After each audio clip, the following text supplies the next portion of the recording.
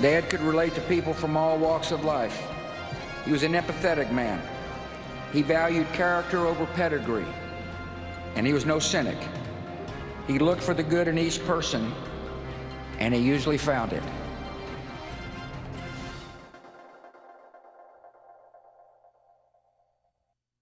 Touching words from former President George W. Bush about his father, former President George H.W. Bush. Thanks for joining us for News Channel 15 with this news short. I'm Jeremy Smith.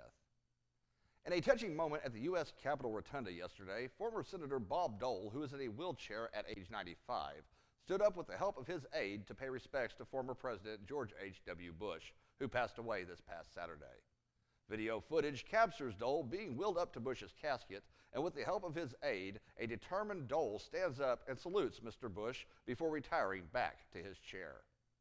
President Bush served as a Navy fighter pilot, a congressman, CIA director, ambassador, and vice president before becoming our nation's 41st president. The two share a long history, having battled for the 1988 Republican presidential nomination when Dole, a senator, and Bush, vice president, and had already been vice president under Reagan for 2 terms, battled it out. President Bush was 94 years old. The Mount Carmel police went to the residence of 34-year-old April L. Swanson and placed her under arrest for delivery of methamphetamine, a Class II felony.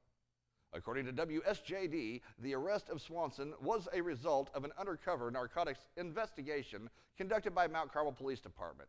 The investigation started last summer and targeted those selling crystal methamphetamine within the city limits of Mount Carmel. The investigation is ongoing with the anticipation of more arrests. Swanson was transported to Wabash County Jail and is being held pending the posting of $4,000 cash. And 3 people were sentenced in Wayne County Circuit Court yesterday, according to WFIW Radio. 47-year-old Michael S. Stevenson was sentenced to 3 years in prison plus 1 year of mandatory supervision upon his release for violation of probation. 18-year-old Leandra G. Zolma was ordered to pay $500 restitution for theft, and 28-year-old Ryan Peluso was sentenced to a 24-month sentence of probation for possession of less than 5 grams of methamphetamine. WFIW reports that Wayne County deputies responded to 2 accidents on Highway 45 east of Sisney last night. 29-year-old Hoa M. Turong was reportedly spun off the road by an unknown truck that left the scene.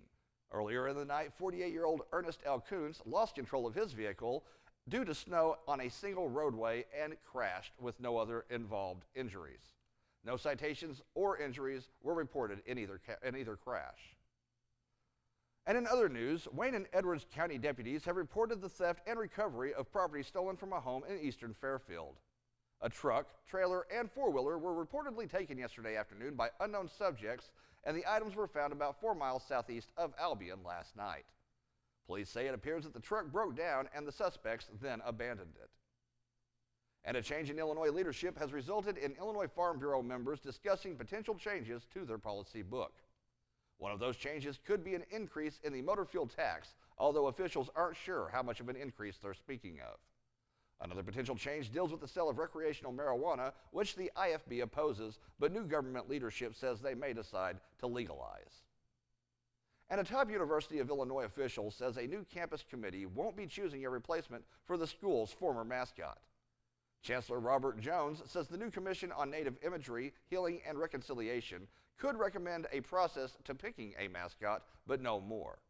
They are also hoping to honor and partner with Native American tribes in the process. And finally, let's take a look at the river stages as of this morning. Your Little Wabash River east of Fairfield stands at 19.98 feet above the 17-foot flood stage. Meanwhile, the Skillet Fork at Wayne City has reached 6.19 feet, and its flood stage is 15. The Little Wabash below Clay City is at 13.04 feet with a flood stage of 18.